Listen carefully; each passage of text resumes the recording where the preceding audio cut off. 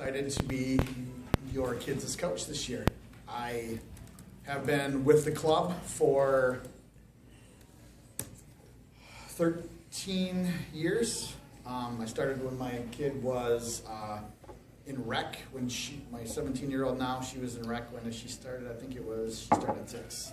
So, and then I coached for a year before that, just kind of for fun and giggles. As well at rec. So I've gone all the way up through U17 once. I'm halfway through, or I kind of stopped halfway through my second daughter when she hit U13 because I had coached her from basically rec until then. So the parent group was probably a little sick of me by then, and I know the kids a little bit were, because when you're with the group for that long, the information coming from my mouth to their brain gets clouded because I am the same voice they've been hearing for 1.5 million years. So that's what I think the advantage of me coaching you guys is a lot of them know me through this other stuff that I do for Hastings Soccer, but it's very good that I don't have a kid on this team, I think. So I can give parents a new perspective and the kids as well. So that is excellent. A little bit of my soccer background. I'll try not to bore it too much. I was going to bring my resume, but usually when I do that, I throw it away, and I didn't want to do that this year because the stuff that I've done as far as licenses go and stuff really doesn't mean a whole lot. The experiences that I had during those classes is the treasure chest of what I am now. I'm a D license coach, a national youth license coach, both nationally recognized by USSF. I've coached at the high school for 6 seasons between boys and girls. I started out with boys 9th grade, moved over to the girls the year after that, and got to enjoy coaching my daughter for about 3 years at the high school at the girls' side. Did C squad or 9th grade as well. And then I moved up to JV a couple of years ago, and now just recently I got the boys varsity position, which I'm real excited about. Not that I don't like coaching the girls, but variety is the spice of life, right? And I'm very excited about being able to coach the best team instead of getting the leftovers all the time. So it'll be fun. That's really all that really matters as far as me coaching your kids. The experiences that I've learned from coaching U11 2 times already are going to help me this time around. So I don't want to call the kids lucky, but I've made 1.5 million mistakes those first 2 times, and I've said, if I could do this over, if I could do this over, if I could do this over, and now I got another opportunity to do that, and I am going to take full advantage of it. First thing I want to share with you all is my coaching philosophy. This is becoming a big deal with USSF, US Soccer, US Youth Soccer, and each individual coach basically being able to answer the question at any time, why do you coach? What is your vision? So I'm not memorized it yet because I just did it about 3 weeks ago. But here's my coaching philosophy. So I am a responsible coach. So my goals for any team I coach are to use the game of soccer to teach kids and have fun and learn in a developmentally appropriate environment. Through the game of soccer and the framework of the team atmosphere, my goal for each player is to learn life skills that will help them to be productive, thriving adults that enjoy the game of soccer for life. Which means I'm not going to be teaching them tactics that are for 15-year-olds. We're going to lay foundations for development. Notice the word winning wasn't in that the entire time on purpose. The next item I have for you is a little bit of a discussion. So I'm asking everybody to win, what does it take? what goes into a team or an individual winning? Feel free. Don't have to raise any hands. Teamwork. Teamwork, definitely. What else? For a Drive. team to win on any given day. I'll say drive. Sure, Communication. definitely. They need to be there. For sure. Anybody else? Got one? Anything else come to mind? How about thinking specifically of maybe the other team? To win, the other team may not be as good, right? The other team might be short players. You might be short players. There's, commitment. There's, maybe we lost one day and the reason was Trisha had 8 of them over at a sleepover and they were up until 1 o'clock in the morning. Kids are kids, and for a team to be able to be successful or win, there's a million. We could go on for probably another hour if we really thought about it and thought about the reasons why we win, why we lose. The whole deal is to kind of tidy up all the things on the opposite side of the word win. Winning usually takes care of itself. May not immediately be, but it really always does. I've been at this deal pretty long, and I get that winning is important, competing is important. Kids want to win. Crap, they keep score when they're 3 or 4 years old. They know, compete against their brothers and sisters, and they're letting them know to score every second of the time. So it's within us, but if it's the focus, then we forget about everything else that kind of goes in. So the communication line, as far as, now you have my kind of version of what I see in maybe our season as far as development. I just want to make a quick, maybe detailed point about that, and then I'm just going to quick move on to just our system of communication. Who's our keepers? Do we have any parents of keepers on our team? Right here?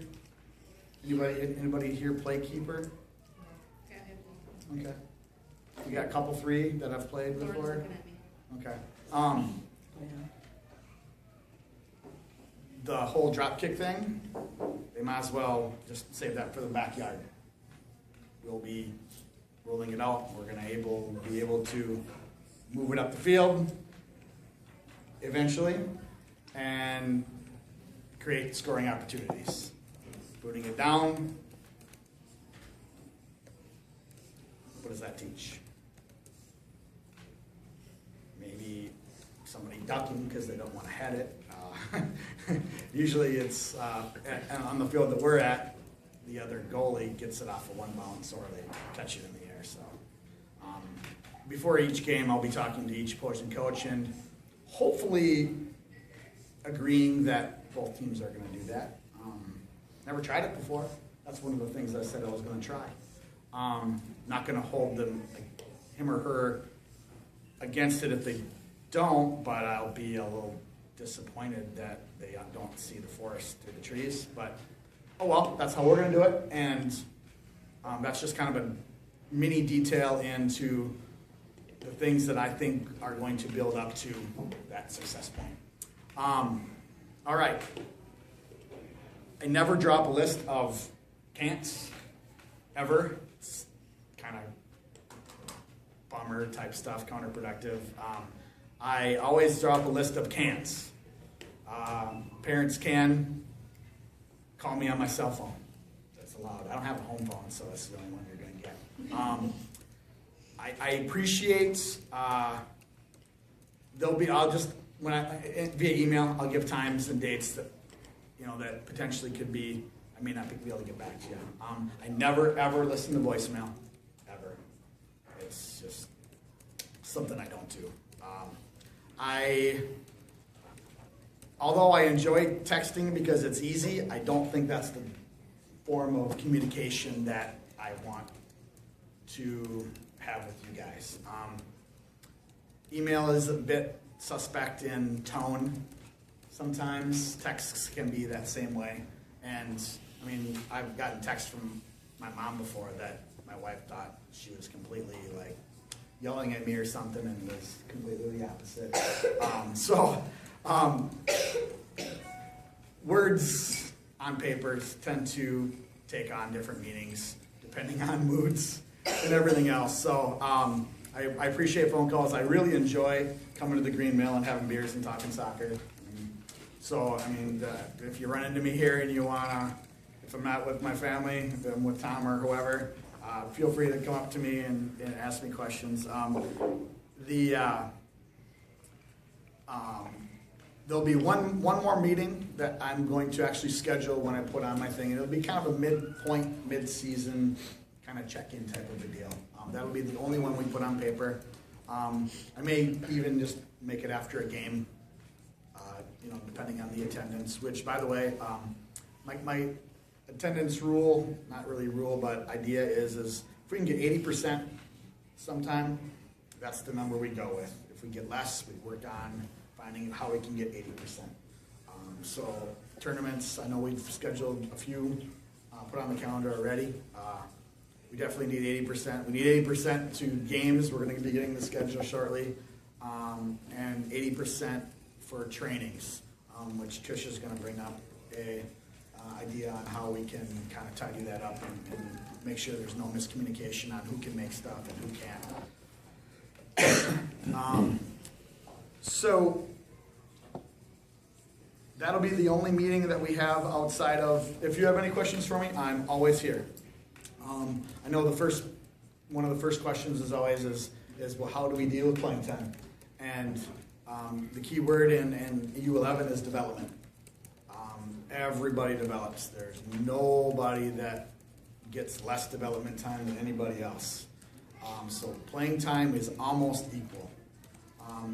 The word almost gets slid in there because it does matter if you miss training more than a few times that now I see trends, okay? I mean, everybody's got something they got going on, whether it's school related, whatever, but trends tend to make that playing time a little less, more almost than equal. And I think that's fair because we're a team, we're a committed team now, and the word commitment becomes a lot bigger and more in all caps as you get older. I've been a part of just for instance, my first daughter, that she's actually just done last year. Toward the end of the deal, it was not a committed team anymore, and it wasn't fun for the kids who were showing up. It wasn't fun for the parents who were bringing 4 kids and 3 parents there, and 12 show up. So, as a group, if we instill commitment values, I think it works a lot better down the road. So I've shared with you my philosophy, a few details on how it goes. I personally, I'm just going to backtrack because I never am very good about talking about my stuff other than soccer, because soccer is what I pretty much do 24/7. But when I'm not doing soccer in my family, I own a Subway restaurant in Mendota Heights, which is a very busy store. I am an owner-operator, which means I'm not the guy who shows up whenever he feels like it and goes to the bank. I make sandwiches every single day, help customers every single day, work about 40 to 50 hours every single week, 7 days a week, doesn't ever stop. My second, or even priority is the 3 kids that I have. I got a 17-year-old, 15-year-old, and an 8-year-old. 2 out of the 3 still play soccer. Both of them traveling. One's U15, one's U9, which is great. In fact, they play opposite nights as we do, so it works out great with me being able to go to games for them and being able to make a full commitment to you guys. The only little small drawback that comes with that is sometimes those training nights when other kids do have games. They're not going to be set in stone. It may be early, it may be a little bit later, but they're allowed to stay out past like 8:30 now, aren't they? So, you know, we may end up pushing the light every once in a while, but I only coach one team, and that's you guys, so I'm fully committed. That's all I have. The rest will be dispersed in small batches throughout the season. I believe in touching base a lot, and as a Subway owner, I never throw too much information on an employee the first day. So that is my cup and a half, and the rest of the ingredients kind of get laid a little bit later in the year. Can we talk about practice nights? Because I know our game nights are scheduled for Monday and Wednesday. Yes. But I don't, other than the next 2 Sundays on the HSC website, we don't have anything actually scheduled. Are we going to just continue with? No, good question. What I'm gonna do when I get home tomorrow from work is put together a practice schedule. I want to say, I haven't looked at my calendar exactly, but Thursday will probably be our next practice. Not sure exactly what time. And then we're going to be practicing on basically game nights that aren't obviously before the season starts. So we're just going to kind of take the form of the games we play. So I believe it was Tuesdays and Thursdays, is that what you said? Monday, Wednesday are game nights. Monday, Wednesday. So we're going to be, Mondays will probably always be a practice day. And I know Wednesdays are a bit of a challenge right now for a few people. The 80% rule will definitely be in effect, but what I'm thinking is Thursdays are actually a pretty decent night for me. So if we have still conflicts with that, it can be arranged.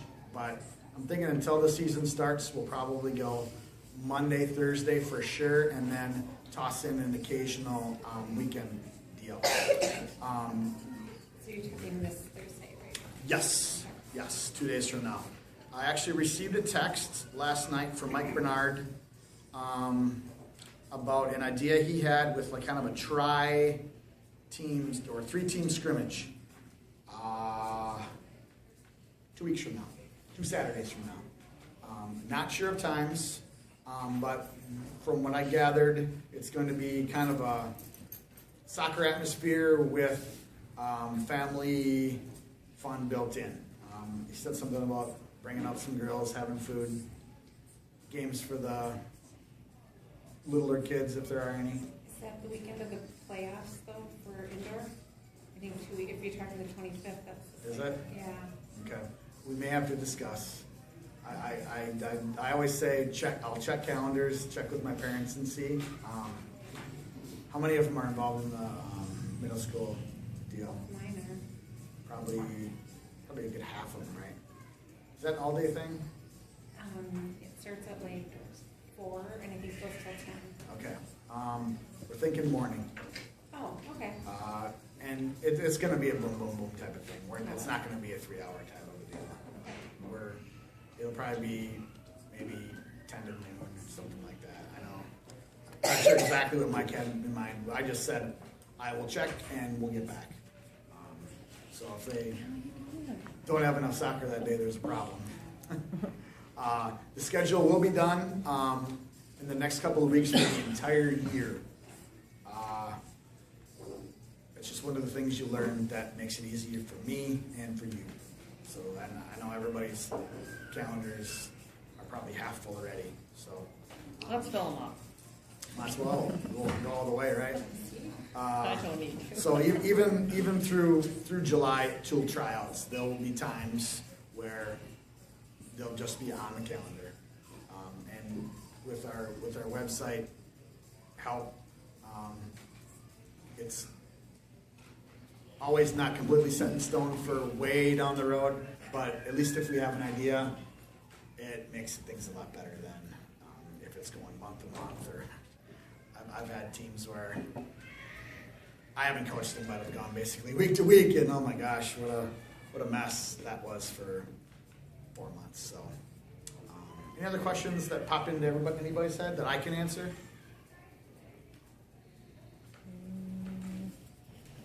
So do you want to go and maybe just set this this in front of these guys and walk through it while I go over here. I want to have them see it, otherwise I'm just talking and they can't see anything. Good job, be my assistant. So I'm just going to talk real briefly about Team Snap if you haven't seen it. And I'm sorry, I don't have anything other than an iPad to look at. So if you want to take a peek, it's over here. So what it is, it's a website that, I mean, it's not going to replace the HFC website. We'll still have our scores and schedules on there. But what this has is a complete roster. So that's the second tab over, Jeff. And once I send out an invitation, it's just a matter of creating a username and password, putting your contact information in, and if you like, a lot of people just upload a photo of their player. So that's the first one. It's got everybody in here, and I just have to extend the invitation if we go ahead with this. The next tab over, it'll be the schedule. So I'll have our entire year schedule on here, games and as many practices as we have set up. It's got the tournaments in here already. And it's just basically by date.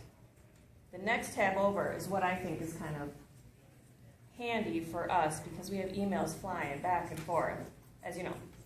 It's the availability. So it's got along the top every game, every practice, every tournament date, and it's got the kids down on the left, and you just check if you're available for that day or not. So we know if we have a game coming up next Monday and we're missing 4 players, 5 players, we might want to look at bringing somebody over to help us out that day. But this can be filled out as far as you know your schedule. Okay, so really the only email that would come out would be if there was a big shortage for that day. Tracking, I don't have anything in there right now, but like for instance, I have to get the medical release form. That would be something I could put in there and track. Any other forms that we need to fill out for tournaments, we could track on here. The last tab that we would use mostly would be the payments. And this way, everyone can see how we're dividing out the cost. So on here right now, I have the coach's fee, and that's just split around the whole team. And then I just put one thing in here for an example. So I've got the Rev It Up tournament in here. Now I know Emma can't make that one. And so I put no charge in there for her. So I took the total cost of that tournament, divided it up into 13 players. I put down here that Taylor has paid just to show what it was saying. HFC U11 against South St. Paul Monday at 6 o'clock. I mean, it'll just give you an email, a reminder, and that's all. So, what do you guys think? It definitely is easier on me if you guys are up for it. Obviously, it's going to work best if everyone updates it, but it's really simple. And what you're seeing now is the website version. It's got a mobile app. So I have it on my phone. I get everything on my phone, basically the same information. That's cool. I think so. I think so. The first time I used it was in the fall for Abby, and I had never seen it before, and I just caught on really quickly. I mean, it's pretty user-friendly. So it kind of eliminates the need to use the HFC site then? I mean, what would you ever go to the HFC site for? I hate to bash the HFC website, I'm not going to, but because that's where maybe other people are going to go and look at how our team's doing, maybe some pictures of our team, that kind of thing. Yeah. Nobody has access to this except for us. Okay. So I would still update HFC with our schedule, with our results, throw some pictures on there. Yeah, so there's a way to put in the address of the fields and the URL to a map. And so what happens is when there's a game coming up, you can just click on the information for that game, the schedule, and it'll give you a map, it'll give you directions, it does everything. Does Great. it connect with iCloud so it goes into your calendar? Like Yep, it automatically updates your calendar if you choose to do that. So it syncs with your calendar. Okay, so I'm going to plan on setting it up. I mean, it's probably $3-4 a person for the entire season. If everybody's fine with that, I'll just throw it on there. Well, does anybody, I should say, prefer not to use it? And that's per player or per cell phone we have to add it to? per player. You can put as much contact information in there as you want. Yeah, the only thing I'm gonna add is we've used it before. The one drawback we experienced is people didn't put in their information. And the Well, coach was still making the phone calls, which And I'll was, get on people, you guys know me, I'll get on you if you don't have the information in here, but what I can see happening, which I will also address, is if you don't put your availability, that's the biggest reason for using something like this. We don't wanna show up at a game with 5 people missing when we weren't expecting that. It's hard for the girls, as you know. So that's the big thing, but if I get the schedule in there, it's real easy to check, you can do all of that right on your phone if you want.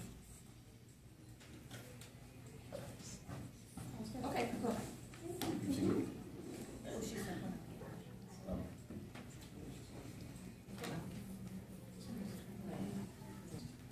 I can answer almost anything, and if I can't, I'll let you know that I can.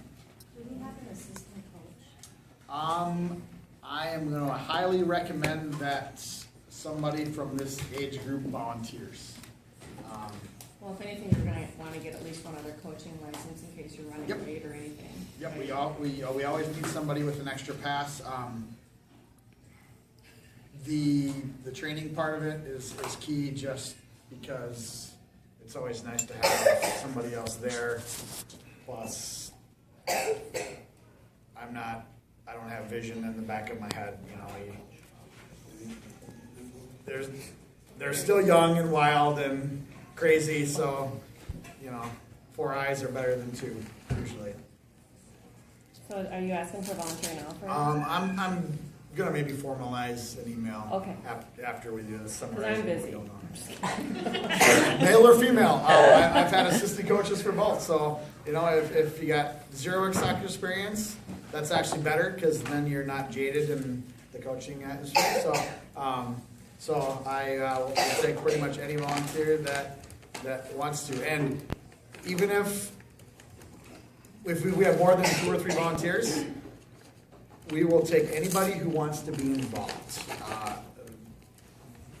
Being able to kind of see what we do at a practice and kind of see how I coach the kids and see what we're learning, it helps in the relationship between me and you and your kid, everything else. It just makes things a ton better if everybody's plugged into what we're doing. Well, and it's very easy to get your coaching license. You pretty much take a concussion class online and fill out a paperwork.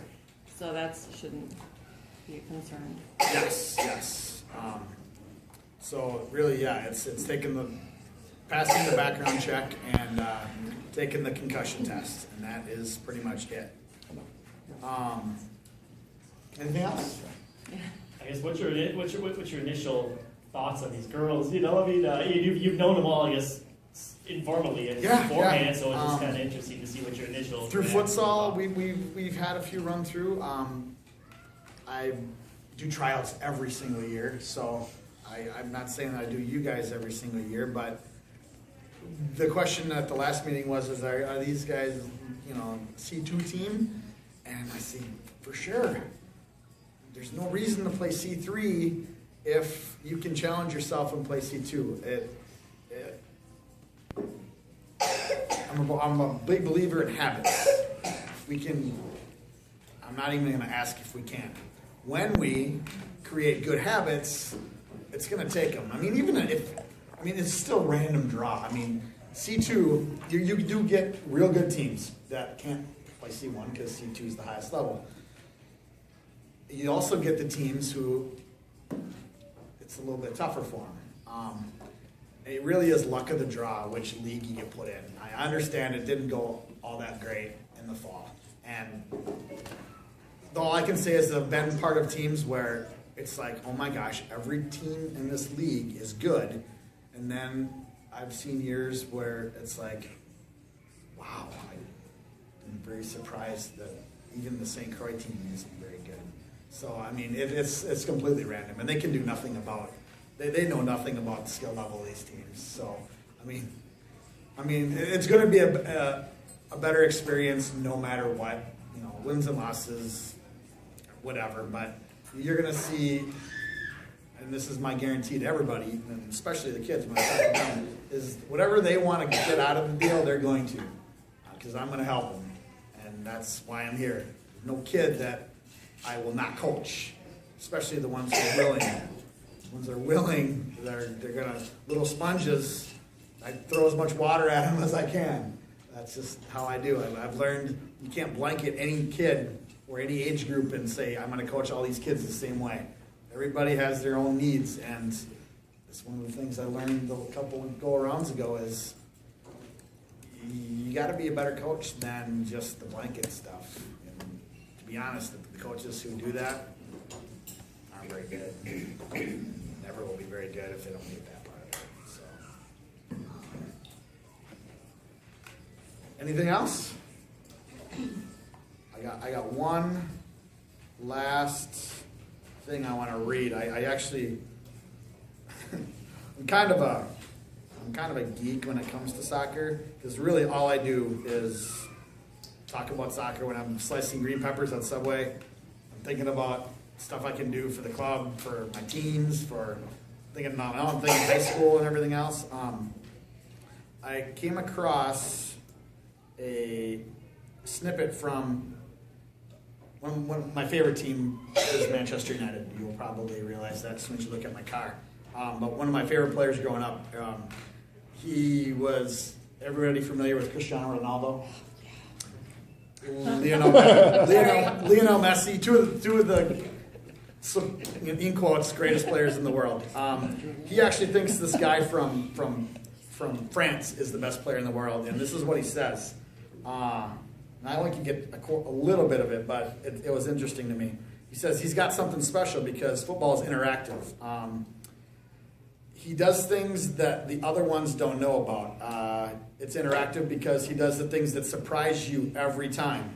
Not only scoring goals, spectacular goals, everything, passing. He's a creative player. He's the most creative player, I think, in the world today. That's why I think he's the best player in the world, because I love this kind of player. And I'm not just reading that because I seriously like the way this guy played. I don't create robots. I am not you have to do this, this, and this. Soccer is a game that coaches wreck more than they help. That's fact. I teach creative players. I teach players to think for themselves. I want them to surprise me. I give homework assignments to do at home because the best players, or the ones that want to get to be better, aren't just playing when there's a coach around. As a club, we're actually running from that type of environment. We're promoting more street soccer, we're just going to go out, and there's going to be practices where I sit in the chair a lot. You'll notice that right away. I'm going to sit there in my chair and we're going to play. And I may stand up 3 or 4 times and do this and this and this, but they're just going to play. And the game is the best